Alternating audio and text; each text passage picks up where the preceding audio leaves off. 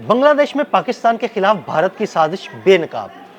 खालदा जिया के जनाजे में क्या हुआ, भारत ने क्या साजिश की, भांडा फूट गया। आमिर रजा मेरे साथ मौजूद हैं, उनसे बात करते हैं। आमिर भाई, हमारे स्पीकर कौमी असम्बली अय्याज सादिक ने एक इंकशाफ किया है, वो इंकशाफ क्या है हमारे नाज़रीन को बताइए। देखिए, जिस वक्त जयशंकर जो है उठकर आया था और अय्याज सादिक साहब जो स्पीकर पाकिस्तान की कौमी असम्बली के हैं उनसे हाथ मिलाने के लिए आया था, उस वक्त ही इस साजिश की बू आ रही थी कि इसके पीछे भी क्योंकि मुनाफिक का जो हाथ भरता है उसके दूसरे हाथ में छुरी होती है और इनके मुतालिक तो ये कहा जाता है कि मुंह में राम राम बगल में छुरी। तो वो छुरी लिए जयशंकर जो था वो अय्याज सादिक की तरफ आया था। मामला ये था कि उनको अपने साथ ज़रा ये शो कराया जाए कि भारत और पाकिस्तान दुख की इस घड़ी में जो हैं इकट्ठे हैं और इसके लिए दोनों जो हैं वो करेंगे। लेकिन इसके पीछे साजिश की थ्योरी क्या थी, आप ज़रा चेक करें कि जब जनाजे के लिए बेगम खालदा जिया के जनाजे के लिए लेके जाया जा रहा था, तो जिस बस में पाकिस्तानी अय्याज सादिक जो थे, मंदूब जो उस वक्त पाकिस्तान के थे, वो सवार थे, उसी में जयशंकर और इंडियन हाई कमिश्नर भी सवार हो गए। और जब जनाजे की जगह पर पहुँचे, यानी उस जनाजगाह में जहाँ पर जनाजा अदा किया जाना था, तो जैसे ही अय्याज सादिक उठकर दरवाजे की तरफ आए तो भारतीय हाई कमिश्नर ने उठकर वो दरवाज़ा बंद कर लिया, बस का दरवाज़ा बंद कर लिया और उनसे कहा कि सर आप बाहर ना जाएं, बाहर आपके लिए ख़तरा है। यहाँ पर शेर धारा और ललकारा। उन्होंने आराम से उससे कहा कि मैं जनाजे में शिरकत के लिए आया हूँ, आप लोग क्योंकि आप में तो जनाजा पढ़ना नहीं है, तो मैं पाकिस्तान से सफ़र ही सिर्फ जनाजे के लिए आया हूँ। उसने फिर धमकाया, ये धमकी थी, मैं आपको बता दूँ, जो हाई कमिश्नर दे रहा था कि सर आपकी जान को ख़तरा है, जयशंकर साहब भी नहीं बाहर जा रहे तो आप भी बाहर ना जाएं। इस पर अय्याज सादिक ने अपने अल्फाज को ज़रा और सख्त किया और तरीके से धारे और उस धार को सुनकर जो है वो जयशंकर और बस के बाकी मुसाफिर भी देखने लगे।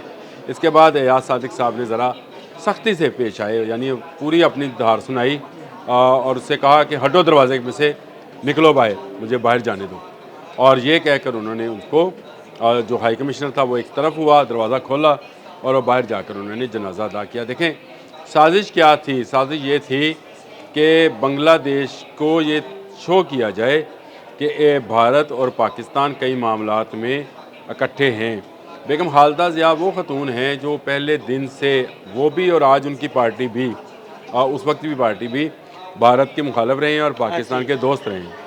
पाकिस्तान के हक़ में हमेशा इनके जो मियाँ थे, जनरल जो थे, वो भी जो थे पाकिस्तान के हक़ में थे, जनरल ज़ियाउर रहमान नाम था उनका, वो भी पाकिस्तान के हक़ में थे और भारत मुखालिफ थे। फिर एक दौर आता है बीच में हसीना वाजिद वाला, वो भारत नवाज़ थी, पाकिस्तान मुखालिफ थी।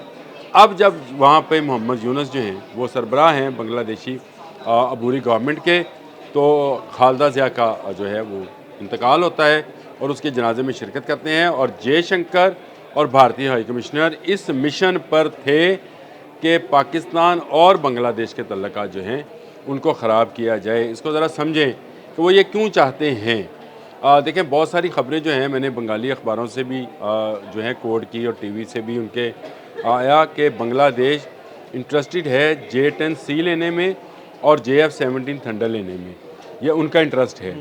वो किससे लेते हैं, क्या लेते हैं, इसमें इसी दौरान ये ख़बरें भी आई कि पाकिस्तानी पायलट्स जाकर उनको ट्रेंड करेंगे दोनों त्यारों के हवाले से, क्योंकि दोनों मुल्क जो हैं कभी मशरक़ी और मगरबी पाकिस्तान के नाम से थे, फिर बांग्लादेश बन गया, आज ही हमारे भाई हैं और उनके दिलों की धड़कनें और हमारी दिलों की धड़कनें एक जैसी हैं। हमारे में कोई फ़र्क नहीं है प्यार मोहब्बत में, ठीक है। वो एक फ़ेज़ आया था जो भारत नवाज़ गवर्नमेंट का था और उसने वो सारी साजिश रची जिसमें दोनों भाइयों के नाम अलग अलग हो गए, लेकिन आज भी इकट्ठे हैं और भारत के ख़िलाफ़ तो हम हमेशा से इकट्ठे रहेंगे और इकट्ठे हैं और इकट्ठे रहेंगे। तो ये चीज़ वो थी जिस पर वो चाहते थे कि पाकिस्तान के तल्लुकात बांग्लादेश के साथ ज़रा से ख़राब हों। मैं ये समझता हूँ कि ये जयशंकर और भारतीय पॉलिसी क्या घटियापन था कि उन्होंने अपने हाई कमिश्नर को आगे किया ताकि ये दुनिया को बावर कराया जा सके कि खालदा जिया के जनाजे में पाकिस्तान का कोई बंदा शरीक नहीं होता। पाकिस्तान के अगर पाकिस्तान से गए हुए अय्याज सादिक जो हैं वो भी जनाजे में शिरकत ना करते तो आप ज़रा मुझे बताएं तासर क्या जाता। भारतीय मीडिया और भारतीय अखबारात क्या लिखते। मुझे लगता है कि ये सब कुछ जानबूझ के प्लान किया गया कि ये ऐसा हो, और उसके बाद भारतीय मीडिया जो है ना वो अवेला करना शुरू कर। अच्छा, मैं तो ये भी समझता हूँ कि ये जो थ्रेटन किया जा रहा था, ये भी जिसको कहते हैं सफारती आदाब के ख़िलाफ़ है। यानी आपको थ्रेट किया जा रहा है, रोका जा रहा है, आपकी बस के दरवाजे के सामने खड़ा हुआ जा रहा है कि आप बाहर ना जाएं, आपकी जान को ख़तरा है। तो किससे ख़तरा है भाई? बंगाली तो हमारे भाई हैं, और वहाँ दहशतगर्दी आप कर रहे हैं, मतलब भारतीय कर रहे हैं। और भारतीयों को ये पता है कि ये पाकिस्तान के तमाम लोग जानते हैं कि बांग्लादेश के अंदर होने वाली दहशतगर्दी के पीछे भारत का हाथ है। इसलिए उन्होंने जो है पाकिस्तान के जो उस वक्त पाकिस्तान की तरफ से नुमाइंदगी कर रहे थे एयाज सादिक, उनको रोकने की कोशिश की। और ख़ुद एयाज सादिक ने ये सारा वाक़या जो है बयान भी किया है, और उन्होंने बताया है कि मेरे साथ ये वाक़या पेश आया और इसके पीछे गहरी साजिश थी, और वो साजिश पाकिस्तान और बांग्लादेश को तल्लुकात को जो है वो यहीं पर मुंजमद करना है, यानी इससे आगे ना बढ़ा जाए, क्योंकि पाकिस्तान बांग्लादेश की मदद करेगा और बांग्लादेश पाकिस्तान की मदद करेगा तो ये 1 और 1 11 वाला मामला होगा। आपको नज़र ही आ रहा होगा कि जिस तरह से पाकिस्तान ने भारत में होने वाले T20 वर्ल्ड कप में शिरकत से इनकार किया है, वैसे ही अब बांग्लादेश ने भी कर दिया है, और इससे भी 300 करोड़ का जो है नुकसान हो रहा है। हाँ जी। ये वो चीज़ है, वो तोड़ना चाहता है। वो चाहता है कि उसकी एक तरफ की सरहद जो है महफूज हो, यानी या पाकिस्तान वाली या बांग्लादेश वाली, लेकिन असल में वो घिर चुका है। एक तरफ बांग्लादेश है, एक तरफ पाकिस्तान, और दरमियान में चीन मौजूद है, और इस तरह से 3 तरफ से घिर चुका है। लेकिन अपनी साजिश, अपनी वो उस मुंह में बगल में छुरी और मुंह में राम राम वाली पॉलिसी जो है वो लेकर चल रहा है।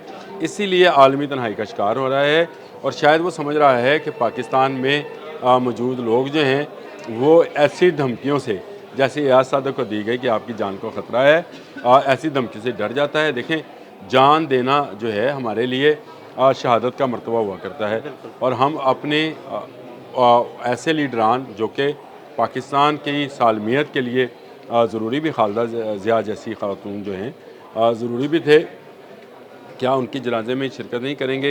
इस्लामाबाद से ढाका तक का सफ़र तय किया गया, तो क्या ढाका में जाकर भी जनाजे में शिरकत नहीं करनी? बींगे मुस्लिम भी अगर हो तो हमें हुक्म है कि आप जनाजा ज़रूर अदा फरमाएँ और करें। और एयाज सादिक ने, मैं समझता हूँ, दिलेरी और बहादुरी का मुजाहरा किया कि सख्त अल्फाज का इस्तेमाल करके उसको हटाया, और हटाने के बाद जाकर जनाजे में इस थ्रेट के बावजूद, इस सारी साजिश के बावजूद शिरकत की। ये मैं समझता हूँ कि भारत, जयशंकर और उस हाई कमिश्नर जो बांग्लादेश में हाई कमिश्नर है भारत का, उसके मुंह पर ज़ोरदार तमाचा है। बिल्कुल, बहुत शुक्रिया आमिर रज़ा जी। बिल्कुल, आमिर रज़ा ने इस साजिश के बारे में बड़ी तफसील के साथ आपको बताया। अदील अहमद और आमिर रज़ा को इजाज़त दीजिएगा। अल्लाह हाफ़िज़।